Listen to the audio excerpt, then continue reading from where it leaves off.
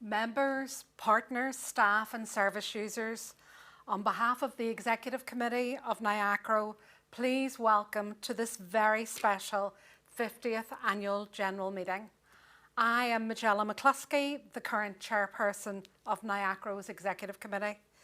We are delighted to be joined online by such a wide range of partners and funders, as well as our members, to hear about this 50th year of NIACRO's work.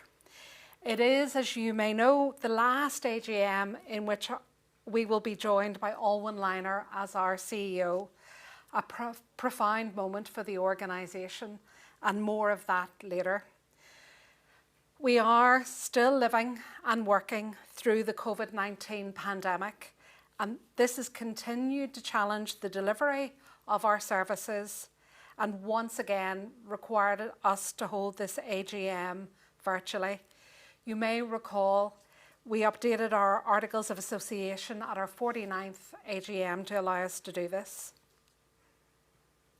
An annual general meeting is a really critical moment or event in the year of a charity where we share our performance with our members.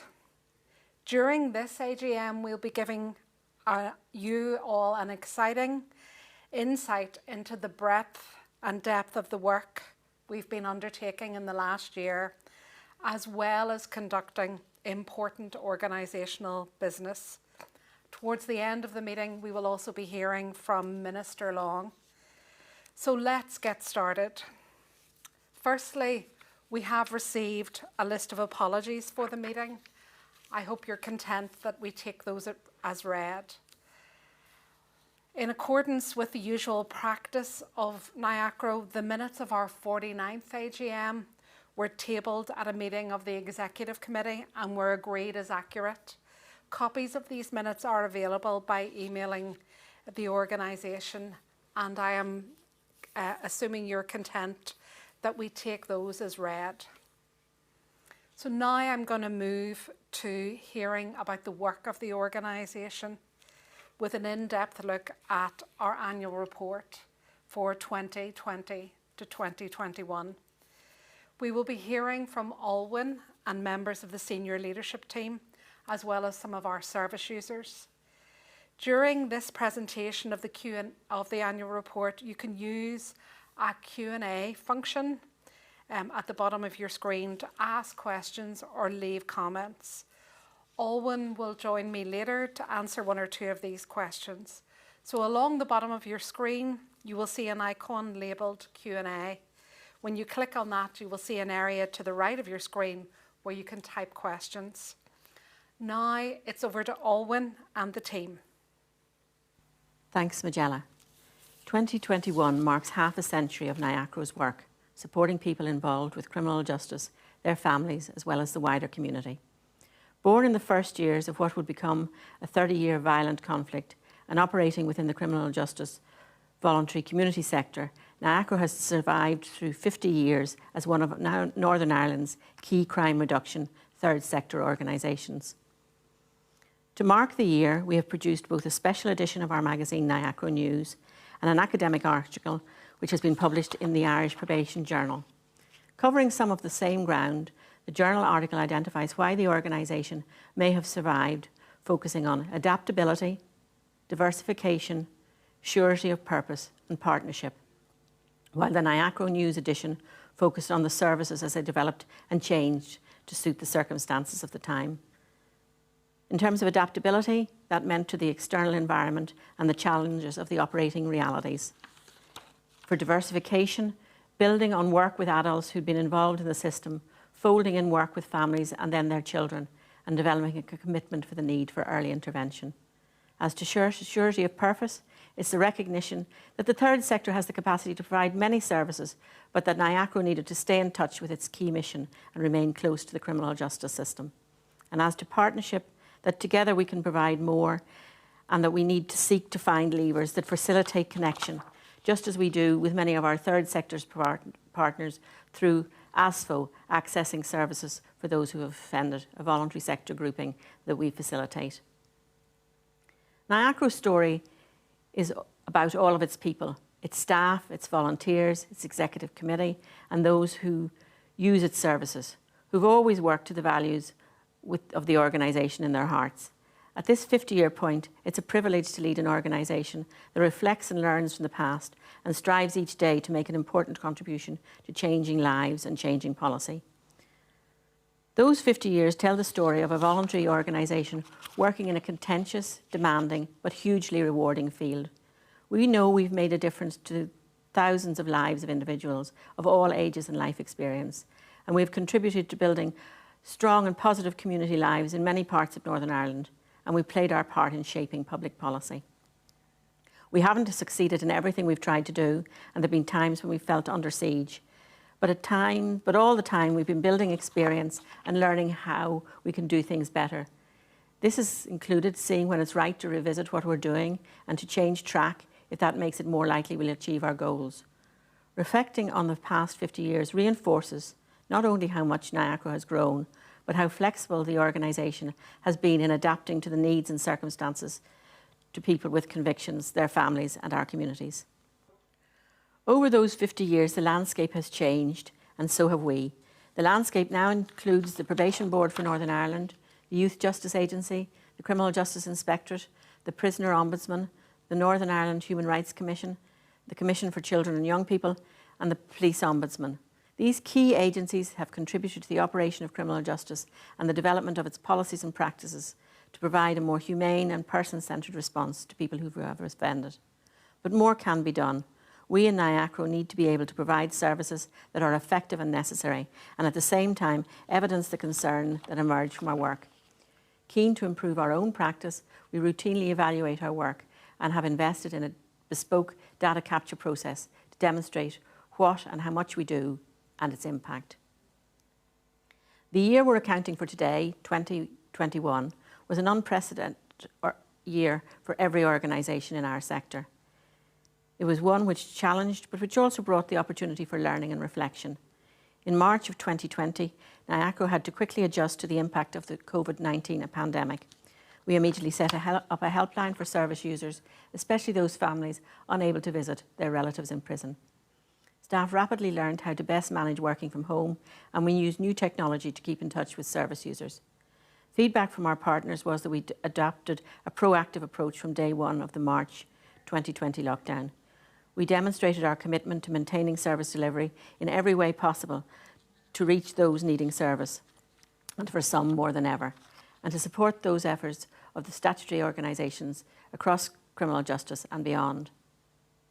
Despite the challenges presented by the pandemic, 2021 has been a busy year for NIACRO. We've worked with almost 7,000 adults, families and children across 27 services. Some of the key highlights have been Aspire, a mentoring service for those in contact with the criminal justice system, provided over 700 supports to improve health and well-being and to secure stable accommodation. We helped to improve the networks for over 300 people through the work of our children and family services. And in our Working Well, our employability support service, based both in the prisons and in the community, we supported over 350 people into employment, education and training. A further almost 400 people improved their financial circumstances after working with our welfare rights and money management advice service. And almost 700 families, including 180 children facing challenges associated with having a family member in prison, were supported by our Family Links work. In May, the Justice Minister Naomi Long met with us to learn more about our work and services, and in so doing gave us the opportunity to engage on key policy issues. We did respond to a number of consultations throughout the year. The most significant was the launch of the public consultation on the rehabilitation of offenders legislation in January 21. We organised and hosted a series of events for a range of different interested parties, from employers to agencies working within the criminal justice system. Encouraging responses to the consultation was important, as the legislation requires change, given its impact on so many people in so many ways. As I've said, this was also the year when we would begin to mark the 50th year of NIACRO. Under normal circumstances, a programme of activity would have been planned, but given the gravity of the public health situation, it was necessary to adapt. We launched a series of activities, the first of which was a virtual staff event in March 21, addressed by Ronnie Armour, Director General of the Prison Service, and Cheryl Lamont, the then Chief Executive of the Probation Board for Northern Ireland, and Professor Siobhan O'Neill, now Mental Health Champion. Ronnie Armour put on record his gratitude to NIACRO for helping shape and implement the Strengthening Family Relations strategy and drew attention to our work with marginalised groups.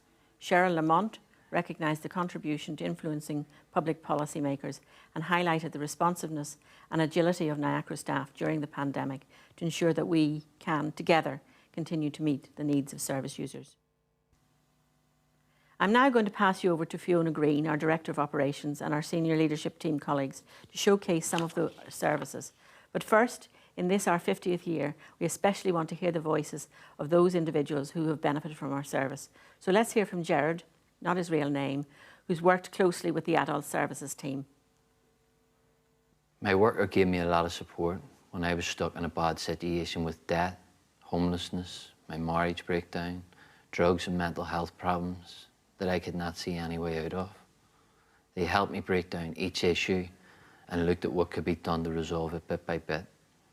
They came to visit me and met me face to face, as well as giving support on the phone. They introduced me to other professionals who provided more specialist support about legally clearing my debts so I could have hope for the future. They listened to me when I was having issues with my marriage breakdown and after I had experienced a major bereavement that were having major impact on my mental health and helped me get the support about these. They also spoke to my mum with my agreement and made her feel better that I was getting support. We've just heard from Gerard, one of our service users, and I'd like to introduce you to Gareth and Etta, our Programme Manager for Adult Services. So Gareth, it's been a really busy year. It really has, Fiona, and demand for our services has been very high, even despite the COVID-19 pandemic. We've worked with over 4,000 people in the year, and our services have been exceptionally busy. To give Base 2 as an example, we've had a 50% increase in referrals in the year, and many of the people being referred are subject to drug debts and illegal money lending as a reason of their threat. So that's led us to develop a service called Base 2X, and that's providing support to people who find themselves in that very vulnerable situation. Indebtedness is also an issue, and our debt and money management and welfare advice services have worked with almost 800 people to help them with their financial stability. Other programmes like APAC, Belong, Transitions have all been as busy as ever. And Gerard, who we just heard from, he was a service user on our Aspire programme, which is now in its 5th year of existence, working with over 500 people a year with a range of common difficulties. So tell us a bit about the common difficulties faced by the people that we're here to support. Okay, Fiona. Well, to start off with homelessness, threats of homelessness, difficulty maintaining tenancies, difficulties accessing accommodation and a lack of supply is really a key issue that we're coming across with our service users. Accompanied with these practical issues are mental health and addictions. And again, you know, as an organisation, we recognise that this can be a symptom of trauma, of adverse childhood experience. So that has led us to become a trauma-informed organisation. We've skilled our staff to be aware of potential issues and supporting our staff in the work that they do, taking that trauma-informed approach. Also important to mention is many of the people that we're supporting are in a transition between custody and the community. And we support people with a wide range of practical challenges during that time. And just to make mention of one, photographic identification is paramount in people, especially when leaving custody, for accessing benefits, for accessing housing, healthcare, opening bank accounts, the list goes on. It really is of paramount importance. So we would say that people, anyone especially leaving custody, should have photo ID in place. So in order to deal with these range of support needs, how important is it for us here in NIACRO to ensure that people get the right services at the right time? That's of crucial importance, Fiona, and our staff work tirelessly day in, day out, making sure that people get access to the support they need when they need it. We work in partnership with other organisations where there's particularly acute needs, and we help people to access their services getting the right support at the right time. And what I would say is, our staff really they're the glue that holds these supports and services together to make sure people can get the help they need at the time that they need it. That's of the utmost importance. And as we move beyond our 50th year, I have no doubt that our staff will continue to provide those supports. We'll work alongside our funders and our partners. We'll innovate, we'll listen to our service users and make sure that we continue to what we do and do well. And that'll help people to leave us and to move on with their lives in a positive way. Thank you for that, Gareth. So I'm going to hand over now to Ruth Walker, our Business Development Manager. Thank you. Thanks, Fiona. Before I introduce Patrick Anderson, our Programme Manager for Working Well, NIACRO's Employability Support Programme, we're going to watch a very short video which charts the progress of a project that was developed within Working Well over the past year that offers construction qualifications in a virtual reality environment.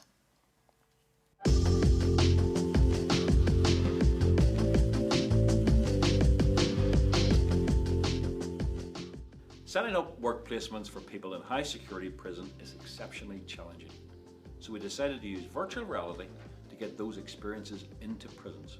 Site IT is an immersive learning experience delivered through virtual reality and Oculus headsets. It assesses learners' skills and knowledge against a Level 1 qualification in construction site health and safety, taking learners through tasks, testing health and safety, manual handling and working safely at heights. The partners came together in December 2019 to explore new ways of meeting the training needs of people in Maghaberry Prison, many of whom want to work in construction but lack both work experience and qualifications.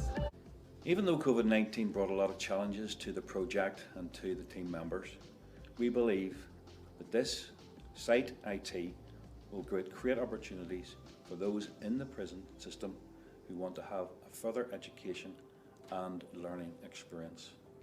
The skills that it will bring will enable them to get back into the workplace with an improved chance of employment.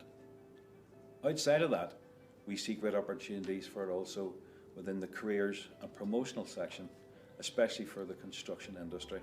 And we would like to think that this is just the start of many developments in the future.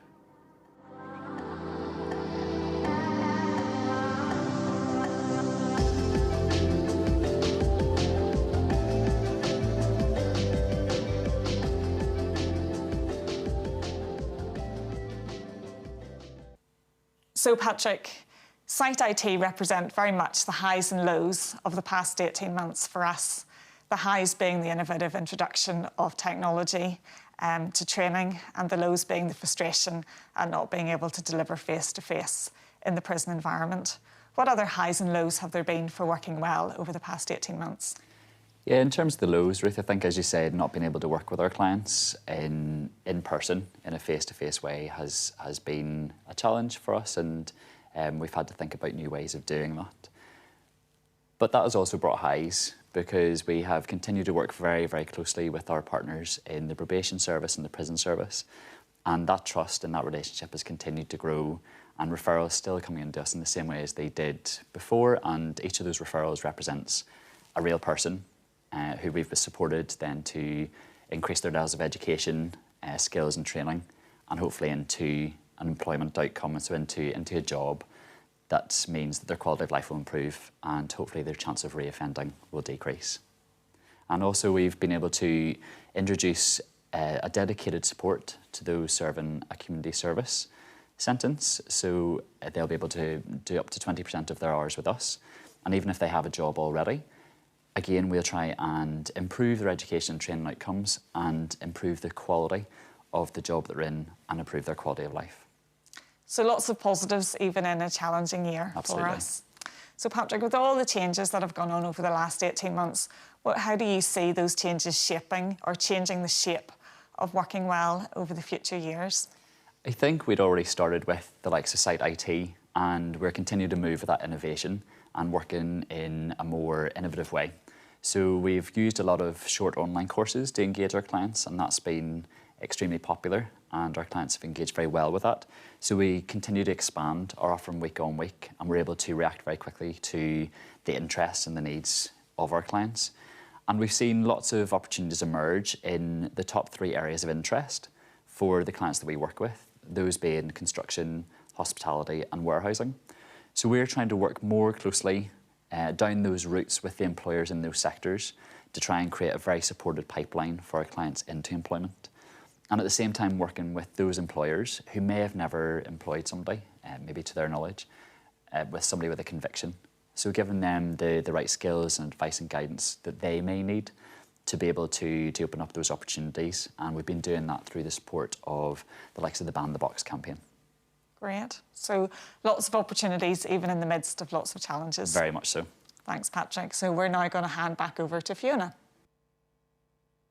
Thank you so much, Ruth. And now we're going to hear from Ciara Corrigan, our Programme Manager for Children and Family Services. Ciara, we've heard from Gareth and Patrick about progress made in adult services over the year. And a lot of people don't know that we also provide services to children and young people and their families, particularly in the area of early intervention. So can you tell us why we care about early intervention in NIACRO? Yes, NIACRO care about early intervention because of children who are exposed to things like domestic violence, mental ill health, a parent going to custody, can have impact well into adulthood. These chronic stress situations are also known as ACEs and can have a long-term impact on the child and poorer outcomes in educational attainment, going to custody, family breakdown. And this is so important for NIACRO because we recognise then the significance of where a support should be and when it should be and who is the most appropriate. So we make use of external and internal referrals. And an example, I suppose, of this, I think that's a good thing to kind of use, is we had a young family referred to our Family Links programme with a parent in custody. And certainly we did work there and that intensive piece in and around dealing with the parent going into custody and how that impacts even talking to their teachers about how they're feeling. But we also recognised there was issues with boundaries and routine in the household, so a referral was made to one of our other early intervention services, where then after the support from the Family Links, they were able to pick up there and work was done intensively on a one-to-one basis with both mum and the young person, and that saw better outcomes in school and at home, which obviously is great, you know. Thank you, Ciara. So it sounds like our children and family services work very closely together, and obviously what has been a very difficult year for many families in Northern Ireland. Can you tell us a little bit about how we've supported families? Yes, Fiona, there's been close to 2,000 families helped across our family services, and that's early intervention, our Family Links services, our independent visitor scheme and our visiting centres, which is fantastic. And this, obviously, with the pandemic, this was such a challenging time, but also a real opportunity of learning as well. And the families and our staff adapted so well and had to adapt quickly. And that brought struggles, but it also brought a lot of positive change and outcomes, and we took on board a lot of what the families had to say in relation to that. The staff just worked tirelessly across the year and really listened to the families, and I suppose a massive thing was the closure of visits, you know, to fall in line with the restrictions that were placed by government. And ourselves, alongside the prison service, you know, demonstrated so much creativity in how then we could continue to support the families engaged in visiting and wanting to stay connected with their families. You know, that connection is just so important. So that creativity, obviously the prisons developed the virtual connections and families, and that was done quite quickly. So families didn't lose that connection, which, you know, had such a positive outcome in the face of what was happening. And alongside ourselves, the visitor centres then began to reach into the communities and come up with creative ways to keep the person in custody and the families connected through creative arts and activities and things like that. So it was really good to see all of those things happening. So great to hear that you've been doing a lot of planning with your team, and I know that that has included listening to the people that use our services, particularly the young people. Yeah. So can you tell us a little bit about how you've been doing that? Of course, and I've mentioned that, you know, throughout the pandemic, there was a lot of adaptation, you know, but that took listening to where the service users were at.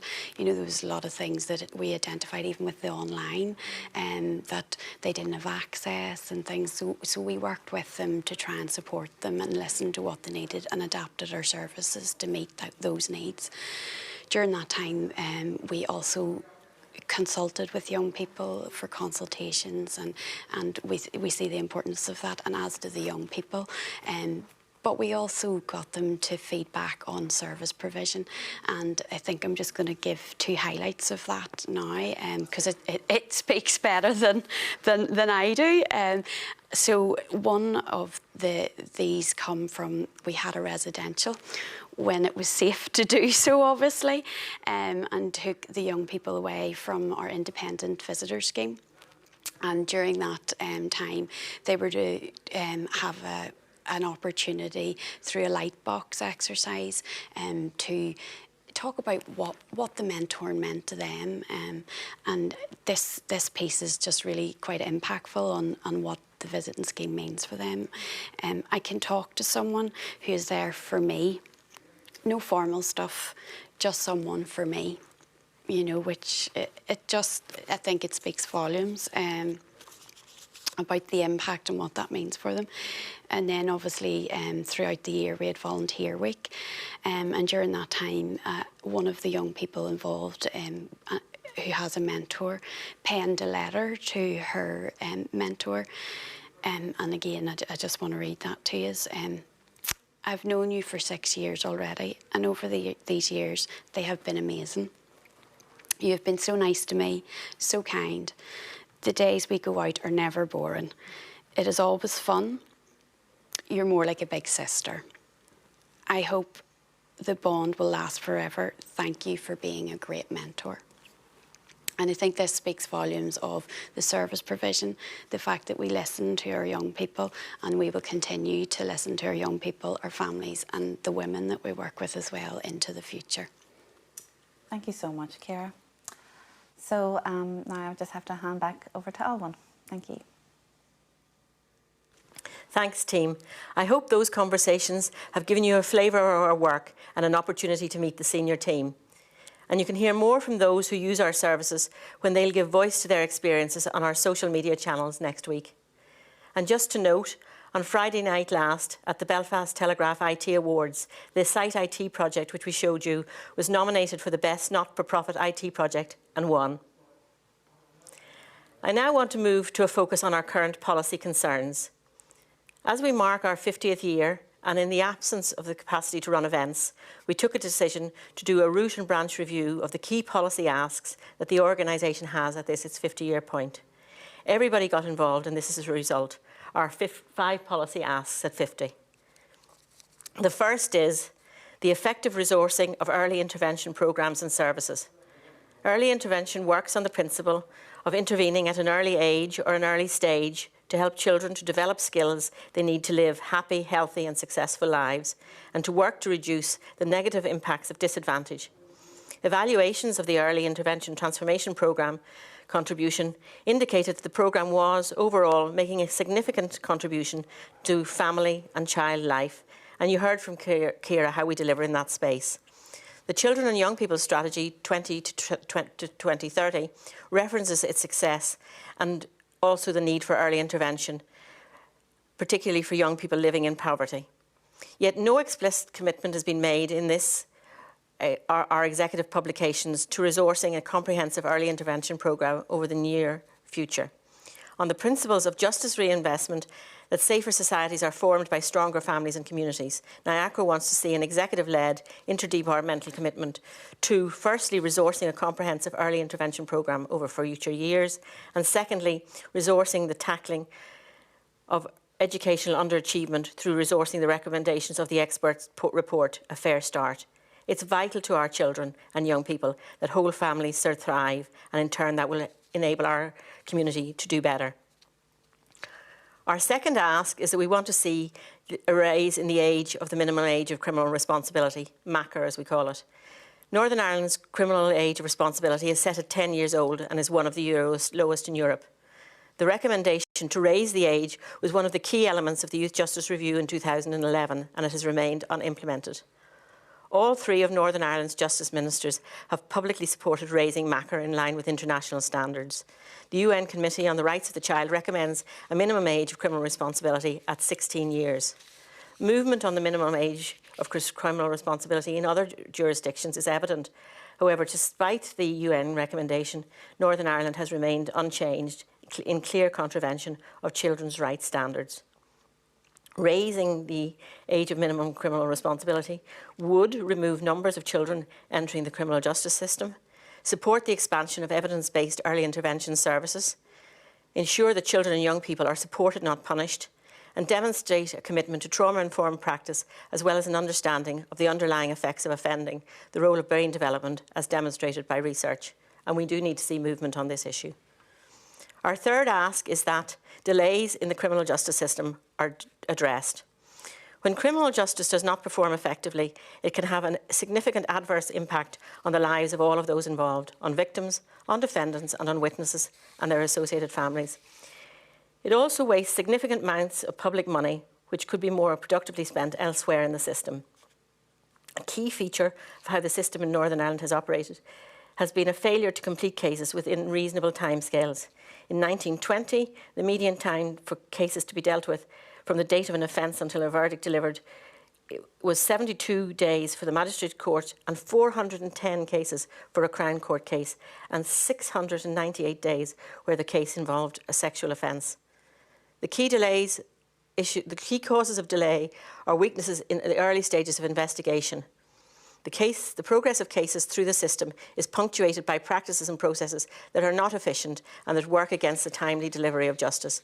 This has a significant impact on the quality of services to citizens and impacts upon public confidence in the system's overall effectiveness. In England and Wales, custody time limits are introduced on the statute book in 1991, and this limits the length of time a person can be held in custody during the pre-trial stage of criminal proceedings. If the time limit expires, the person must be released on bail unless the prosecution applies to extend the time limit. Time limits vary on the type of offence and the court dealing with the matter. The issue of delay has long been an issue we have focused on in reviews in Northern Ireland. To date, no such reform has been introduced while delays remain unchecked. We believe the time has come to introduce legislation to implement time limits. In parallel with this specific reform, there should be an initiative to reduce unnecessary adjournments and delays in the processing of cases. And it's reassuring that this issue has been the focus of attention for many, and that we want now to contribute to ensure that we can take a solution-focused approach to this wicked issue. Our fourth ask, we want to see a reduction in the use of remand, supported by enhanced bail alternatives. The number and percentages of people in prison is rising. In 2021, nearly half of the prisoners who were women were on remand, while men on remand made up a third of the overall population. Being remanded in custody before trial has many negative consequences for the individual concerned, their household and employers. It has consequences for finances, employment, housing and family relationships. It's also challenging for the prison service to be able to offer a meaningful activity for folk on remand. We're aware of instances where magistrates remand defendants, particularly women, into custody rather than bail on release, because there is no suitable or safe options for accommodation and support for the person in the community. This tendency to use prison as a place of safety is a particular concern, further traumatising, criminalising and stigmatising people and leading to considerable personal, family, economic and practical upheaval. Without better accommodation and bail support options for men and women, NIACRO is concerned that magistrates have no option other than to continue the current practice of remanding people in custody before trial. But to note, bail support look very much like post-custody supports as offered through the programmes that Gareth referred to and are within the gift of connected and resourced criminal justice-focused third sector organisations, if that was the intention. We want to see this focus on this issue significantly increased when we learn from the Sejini inspection report on the topic, which is due in the next year. And our fifth and final ask is an urgent review of the Rehabilitation of Offenders Order 1978. Helping people with convictions to contribute to and feel included in society is key to reducing offending. Employment is just one way to achieve this, and a considerable proportion of NIACRO's work involves supporting people to gain qualifications and prepare for employment, as you heard from Ruth and Patrick. The Rehabilitation of Offenders Order 1978 was introduced to give people a chance to make a fresh start, allowing for certain convictions to become spent after a given period and not needing to declare them when applying for employment, further and higher education, insurance, visas, etc. The 78 order here was based on equivalent legislation passed in 1974 in England and Wales, which was reviewed there in 2014 when many rehabilitation periods in England and Wales were reduced. Legislation here has never had a substantial review. Indeed, amendments over the year have resulted in an increasing number of job sectors and roles being subject to the disclosure of criminal records. The concept of spent convictions has been much eroded. Further, no checks and balances exist to prevent discrimination on the grounds of having a criminal record, even when the offence is not relevant to the role. Many employers actually ask, at any stage during recruitment or after employment, for a basic access NI check. So we believe in NIACRO that the legislation requires urgent and significant review, to consider a two-part rehabilitation period that talks about the length of the sentence and a buffer period, as already the case in England, Wales and Scotland. Reductions or the eradication of rehabilitation periods relating to the disposal of fines and community orders. A mechanism for people who have served sentences of imprisonment lasting more than 30 months, which are currently excluded for any form of rehabilitation, to apply for their conviction to become spent after a determined period, for example, through the offices of the Independent Reviewer in Northern Ireland. And complementary to these recommendations, NIACRO would suggest that separate equality legislation to protect people with criminal records from undue discrimination should be put in place. And that's why we're so pleased about the judicial review decision to a case taken by the Northern Ireland Human Rights Commission and supported by ourselves in Unlock, which was published earlier this month, confirming the view that the current stance is in breach of Article 8, the right to private and family life, and now requires action. And we very much hope to be involved in the consultation exercises around these changes.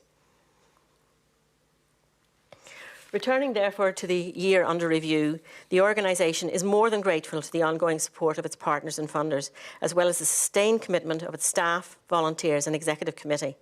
A very big thank you to the funders represented on this slide here today. At whatever level you fund us, it enables us to provide practical support, help and hope to those who come to our services. So thank you to all of the people who are mentioned on the slide. So in this, our 50th year, our job in the immediate future is to deliver on the 18 to 23 corporate plan, to sustain and grow responsibly, to reconfigure services in the light of our experience during the pandemic, to continue to build staff skills and to have a clear and influential public voice on criminal justice matters. And after that, well, there'll be another corporate plan, and it, like previous plans, will be drawn up and carried out with input from our clients, staff, executive committee, partners and stakeholders, all of whom, whatever their perspective, share the fundamental belief of the 1971 founders of NIACRO that the community, as well as the state, must involve itself in the care of offenders, ex-offenders, potential offenders and victims, along with their families and neighbours. And finally, as I close, can I add to the previous remarks to thank all staff in all roles for everything they have done, often differently this year, to deliver services and keep the lights on, and to thank the Executive Committee, those current and those who have gone before, for supporting me in the reality of a job and a role that has been so rewarding and is now so difficult to leave. Thank you.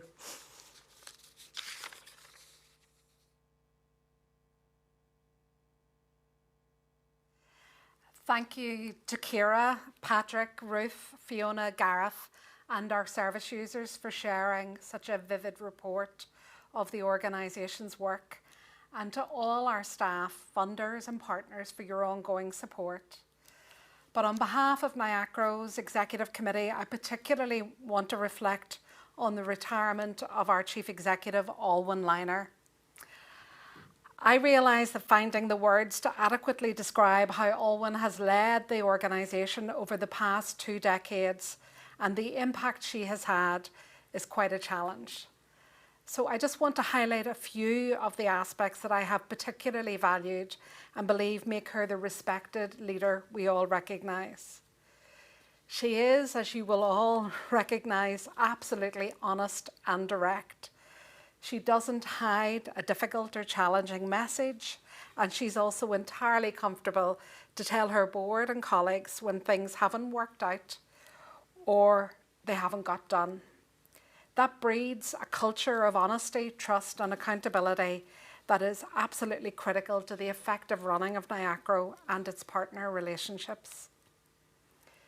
Secondly, she has an incredible balance in how she uses that honesty to speak truth to power and address the challenges in the criminal justice or the third sector, but in a way that tells you that she's on board with partners and ready to work with you to make a difference and put things back on track. You know she'll come with solutions and critically implementation ideas for how to get things resolved. Finally, and most importantly, in a space that is contentious and complex and difficult, Olwen has held on to the rights and the potential of people with lived experience of the criminal justice system.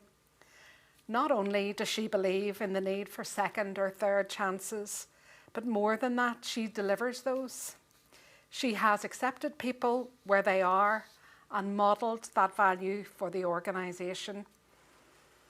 She has understood the complexity and trauma that is inherent in our prisoner population and has worked to stem that trauma through work with the families. She is a woman of passion and conviction, but with her feet on the ground and absolute pragmatism about moving things forward. Those are some of the reasons why I believe she is so admired and respected. Olwen is not stepping down until 2022. We know that is fast approaching, and we are very grateful for the space she has afforded the Executive Committee to find our next Chief Executive and manage that transition. This moment is not goodbye, but an important marking of her contribution at her last AGM as our Chief Executive. It is our chance to thank her deeply and sincerely for everything that she has done for NIACRO, for criminal justice, and for her absolute leadership in the third sector and her contribution to a more stable society. Members and friends, we are fortunate to have a Chief Executive that we can be so proud of. We will enjoy every moment of those last coming months while we still have Olwen with us, and we will be marking her retirement in the new year. So can I now call for a member to propose the adoption of the annual report? Mark Walker.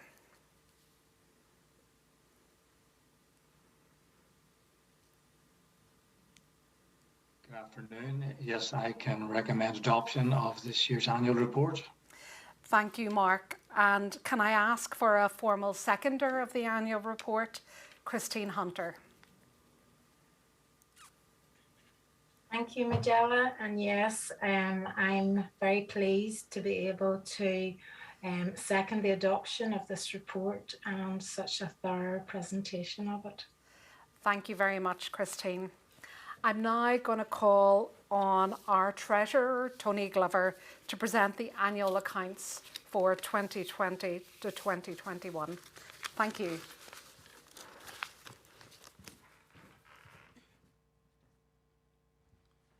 Thank you, Majella, and good afternoon, everybody. So my role today is to present to our members NIACRO's audited financial statements for the year ended 31st of March 2021. Our members will have received a copy of the full accounts with their notice of today's meeting. However, if there are any others listening today who find this presentation particularly riveting and wish to read through the detailed accounts, then they can go to Companies House website and download a copy from there. So I propose to address the main highlights of the accounts with the aid of a few slides.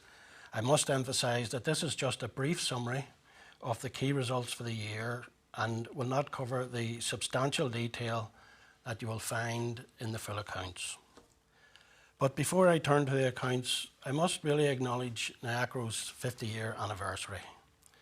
That really is some achievement for any organisation, but for one within the charitable sector, it is quite remarkable. So well done and happy birthday. So now to the accounts. Firstly, I'd like to turn to the auditor's report.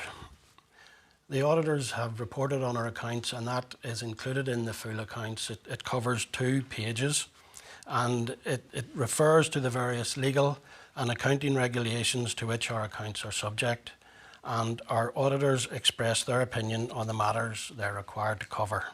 I just would like to highlight 3 matters from that report.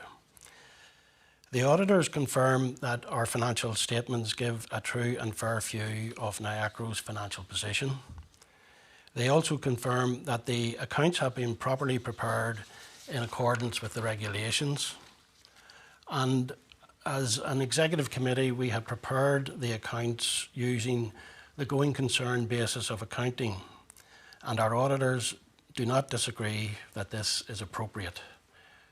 The going concern assumes that NIACRO will be able to continue to operate, and so I can say with a reasonable degree of confidence that we should be able to survive and see our 51st birthday. And now to the figures themselves. Firstly, I'd like to point to the incoming resources, the income for the year. The slide shows how that is broken down across the various nature of funders. And as you will see, the income amounted to £4.6 million for the year, and that is up from £4.2 million from last year. There is a more detailed summary of who those funders are at note 12 of the accounts. Applications for funding can be quite an involved and legalistic process that require you to go through various stages, ending with formal letters of offer and contracts. However, it seems to me that ultimately, when a funder puts pen to paper and commits to providing NIACRO with funds to carry out a project, this involves an act of trust. I also believe that it's fair to say that £4.6 million represents a very significant degree of trust shown by our funders in NIACRO. On behalf of the Executive Committee, therefore, I would like to thank the many organisations for their support this year.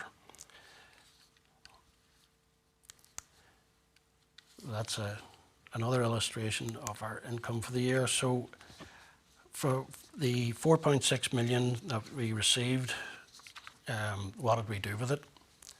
Well, the short answer to that is we spent it. And not only did we spend that income, but we actually spent a further £7,000. The slide shows the nature of the projects where the money was spent, with adults in prison and community continuing to draw on most of our resources. I think that it's also significant that our management team continue to keep the expenditure on fundraising and governance within the 3% band.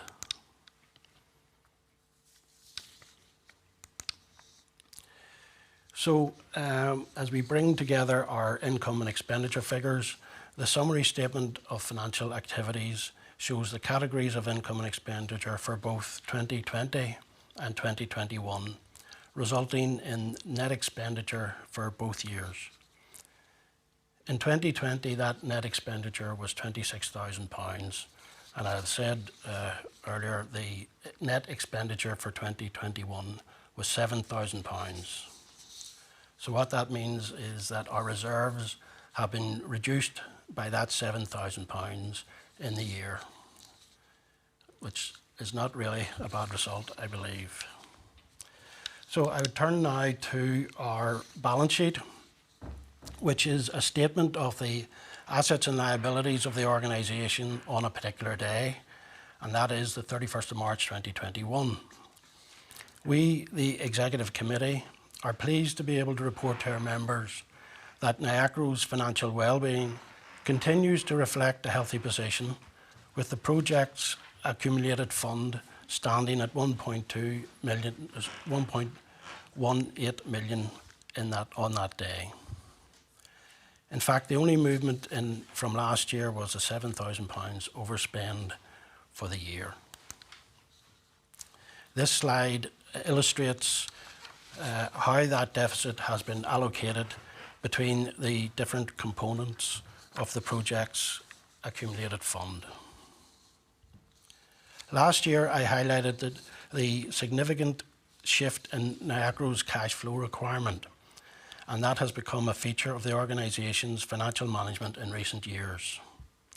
This continues to be the case, although that requirement eased slightly in the 2021 year, as amounts owed on outstanding claims fell from just over £1 million to £844,000. So, in summary, I would report to our members that our financial statements provide an accurate reflection on the organisation's financial activities in the year, that the results for the year are satisfactory, and that NIACRO's financial position continues to be in a healthy state. I would also like at this time, on behalf of the Executive Committee, to express our gratitude to Maggie Butler, the Central Services Support Manager, for the sterling work that she has performed in managing NIACRO's finances throughout a very difficult year.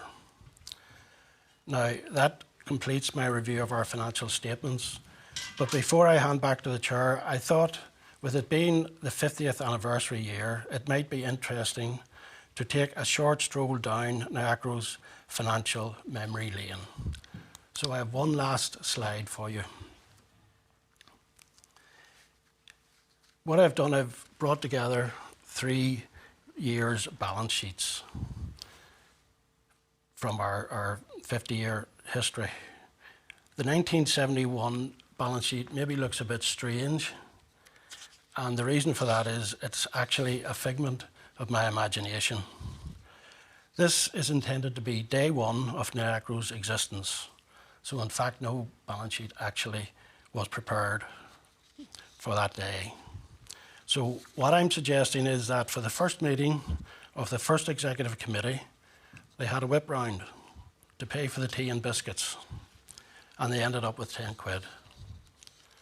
So the point really being that NIACRO started off with nothing.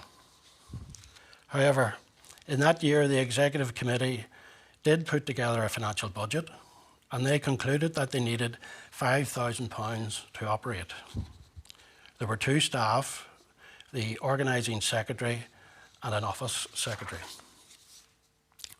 So if we fast forward to 1984-85, the balance sheet in the middle there, things were obviously getting serious because it was decided to incorporate NIACRO as a limited company and therefore provide with a legal existence separate from its membership. The 1985 balance sheet is the first set of accounts of the new legal entity that was filed with Companies House. At the 31st of March 1985, NIACRO's main assets were money owed to it of £66,000 and £6 in cash. Not only did it not have any money in the bank, but it had an overdraft of £6,000. However, despite this rather precarious financial position, it did have income of just under £100,000 and employed 36 people. The Executive Committee reported that year that NIACRO has completed the year with a reduced deficit on its administration account and has adequately funded its projects. So well done. Lastly, we come right up to date with the 2021 balance sheet, which shows a very different financial picture. By 2021, NIACRO had built and paid for its headquarters building in Amelia Street and had liquid assets of just under £1.5 million. In the last year, the average number of employees in NIACRO came to 142 individuals, and the project accumulated fund stands at 2.1 million. That really is quite an incredible achievement. There are very many individuals who have been responsible for that achievement, far too many to name. But on behalf of the current Executive Committee, I would like to acknowledge the considerable contribution made by all those women and men who have made this organisation what it is today. I do hope that you will forgive me if I say a few words about one of those individuals. I do not believe that it has been any coincidence that our current Chief Executive Officer, Olwen Lyner, has been in post for much of the same period as the substantial growth achieved by NIACRO. Olwen's financial management of NIACRO has been both prudent and courageous, always seeking to improve the organisation's efficiency and effectiveness, with an uncanny ability to read current trends, but always with one eye to the future. On a personal level, I have very much enjoyed serving beside Olwen these last few years. It's been both an education and a privilege. Olwen, you will be sorely missed. So thank you all for listening. I will now hand back to the Chair. Thank you, Tony, for that really insightful look back at the finances of the organisation over these last 50 years. I'm sure the members and our partners will have enjoyed that. I'm now going to call I'm now going to invite you, Tony, to propose the adoption of the annual accounts. I'm happy to propose to the members today that we adopt the financial statements for the year ended the 31st of March 2021. And I'm now going to call for a formal seconder of that of those accounts, and Les Allenby is, I believe, is going to second those. Thanks, Magella, and thanks, Tony, for a very clear presentation. Despite the first AGM I've ever been in my long working life where I've heard a treasurer use the words figures which are the figment of my imagination, nonetheless, it's with great pleasure that I would second the annual accounts for NIACRO this year. Thank you, Les. And I'm now going to move on to announce the members of the Executive Committee. So our Secretary has informed me that valid nominations have been received for the re-election of 3 members of the Executive Committee. That's Tony Glover, our Treasurer, Christine Hunter, and myself. I've also been informed that we have received 2 other new nominations to the Executive Committee, and they are for Mark Walker and Les Allenby. I also declare that the following people who are already members of the Executive Committee also stand elected. They are Conor Murray, Paul Farrell, John Patrick Clayton, and Gillian McNaull. So this is in line with our Constitution and Articles of Association. The number of elected members of the Executive Committee shall be a minimum of 5 or up to a maximum of 12. So therefore, that group of people there are duly elected as members of the Executive Committee. I do want to share at this point an update related to the officers of the organisation. So earlier in the year, our chair, Sid McDowell, indicated his wish to step down from the board as chair. He had already extended his term and offered significant leadership to the organisation, and we were really pleased to mark his contribution with him in person during the summer. Thankfully, a succession plan had already been in place, and we were really, really delighted that our friend and colleague Les Allenby was due to join the board at this AGM and take over as the chair of the association at the next executive committee meeting. I will return to the role as vice chair of the organisation until my term expires in the next few years.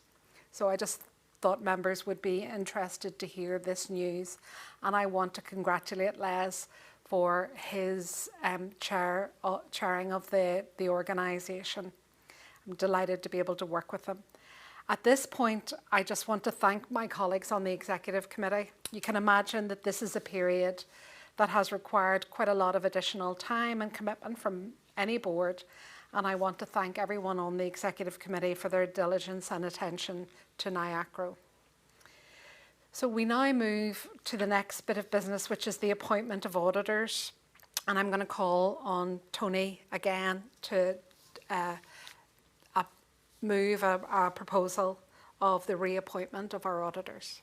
Thank you, Magella. I mean, as we all know, the year 2021 has been a difficult one for all organisations to perform their duties and their work. We are grateful to our auditors that they were able to complete our audit in a timely and efficient manner this year. So I am happy to propose that we reappoint Messrs. Miss Campbell and Co. to the post of auditor. Thank you, Tony. And John Patrick Clayton is standing by to second this proposal. Thank you, Chair. Happy to second the proposal for the reappointment of our auditors. Okay, thank you very much, John Patrick, and thank you, Tony. And that concludes the formal bit of business of our AGM. I have two further bits of the meeting that I hope everyone will stay online for. In a moment, we're going to hear from Minister Long, who has a special message for the organisation at this point. And after that, Olwen Lyner, our Chief Executive, is going to join me here live. And we're still interested to hear any questions or comments you may have. I've already received a few, but anything further that you wish to ask us about our annual report or accounts, or any comments you may have, really happy to hear those. So I think first we'll hear from Minister Long. Good afternoon, everyone, and I would like to thank NIACRO for inviting me to say just a few words to mark your 50th Annual General Meeting and the launch of your annual report for 2020-2021. I think we can all agree it is an achievement for any organisation to be in a position to mark its 50th year. Northern Ireland was a very different place in 1971, but despite these challenging times, NIACRO succeeded in not only establishing itself, but continuing to serve the community with a growing portfolio of services in the pursuit of your mission statement to reduce crime and its impact on people and communities across Northern Ireland. Throughout your history, NIACRO has thrived through partnership working to enhance and build upon your success. I'm pleased to say the department has formed a close working relationship with you over the last 2 decades, and your engagement with criminal justice organisations spans your lifetime in Northern Ireland. I often find that these annual events, such as this, are an opportunity to reflect on the journey travelled over the last year, never mind looking at the road travelled over the last 50. However, at this time, there is no doubt that the last year, and indeed the last 18 months, have brought enormous and fresh challenges for us all. However, I think the annual report launched here today is testament to how NIACRO has managed to adapt to changing circumstances and at all times still striven to deliver a quality service. Indeed, when partners were not able to enter prison establishments, NIACRO sought opportunities to make an impact remotely and with the families of those in the care of the prison service. I believe that it is this resilience, flexibility and drive that has earned NIACRO the recent Hard League Award for Organisation of the Year. Of course, it takes great leadership to provide the direction and focus required of such a successful organisation, which is why I was so very sad to hear the news of Olwen's plans to retire from her long-standing role in NIACRO after 21 years steering the organisation and 43 years of service to NIACRO and in public life. What an achievement and what a legacy to have such a long career devoted to supporting and advocating for those in contact with the justice system. I know personally of the commitment Olwen has given to NIACRO and to the community, and there is no doubt Northern Ireland is a better place because of her dedication to her job, her mentorship of her teams, and the people in contact with justice who needed her the most. I think we can all say that we will sincerely miss Olwen at NIACRO. So for myself and on behalf of the department, its agencies and all of our officials who have worked so closely with her over the years, I want to take this opportunity to wish Olwen the very best of luck in all of her future endeavours. And finally, I want to congratulate NIACRO for their first 50 years and look forward to working with you, forging the road ahead. Thank you for your time. Can we thank Minister Long for taking the time to record that message for NIACRO at this time, and in particular for marking Olwen's significant achievement. As she said, what an achievement. So members, partners, you have been very quiet with your questions this afternoon, and in fact we've primarily had comments about Olwen and our service users. So one comment reads, really powerful to hear the impact of the programmes for service users. And some comments that really chime with me. Olwen has been a giant for many of us. I would have been a less successful leader if it had not been for her guidance. Olwen has been a hero and mentor for many of us. Now, if you know Olwen, you'll know she'll take these comments with a bit of a large pinch of salt. But I do, Olwen, want to just invite you to comment as we close our annual general meeting. Well, for all of you who know me well, you'll know this is an emotional moment. So you're right. You know, I don't always recognise myself in these comments, but it has been a wonderful AGM. It's been wonderful to have showcased the work so well, and I'm so appreciative of the senior team for the work they put into doing that. And thank everybody, the Minister and everybody else. Not only have there been issues in the chat here, but there have been a number of lovely texts. So thank everybody for all of that. Thank you, Magella. And I just want to finish by reading a card that Olwen has given to me as I've arrived here for the AGM.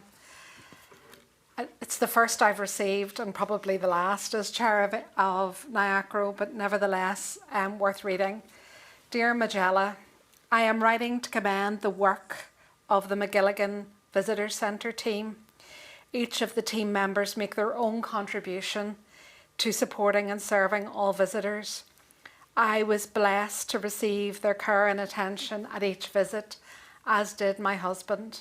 They were and are a light glowing in what can be a dark place. I also had occasion to receive advice from Barry McMullen. He was such a professional and caring.